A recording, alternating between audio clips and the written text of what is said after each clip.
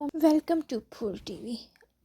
कैसे हैं आप लोग? हमारे इससे पहले वीडियो को स्टार्ट करने से पहले हमारे चैनल को सब्सक्राइब करें और बेल आइकन को क्लिक करना ना भूलें। आज हम जो वीडियो आपको बता रहे हैं, जिन लोगों के पाँव रेड कलर के हो जाते हैं उनकी रेमेडी आपके लिए लाएँ। सर्दियों में ऐसी बीमारी बहुत होती है, तो लेट स्टार्ट करते हैं हम अपनी वीडियो को, और ज़रूर लास्ट तक ज़रूर देखें।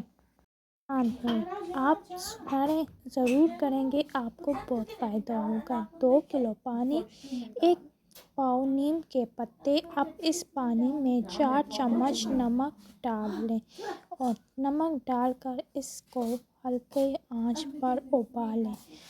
पानी उबलेगा तो 1 किलो तक रह जाए तो फिर उसको ठंडा कर लें। ठंडा करने के बाद में से जहाँ पाँव रेड हो वहाँ पर पाँव रख लें। उस पानी में रख कर अच्छी तरह 10 मिनट तक रखें। फिर उसके बाद रज़ाई में डालकर 1 घंटे के बाद हटा लें। इंशाल्लाह आपके पाँव ठीक हो जाएंगे। अगर हाथों पर भी ऐसी है तो हाथ भी ठीक हो जाएंगे। जहाँ भी हो ऐसे करने से ठीक हो जाएंगे। अगर आपको ये वीडियो अच्छी लगे तो हमारे चैनल को सब्सक्राइब करना ना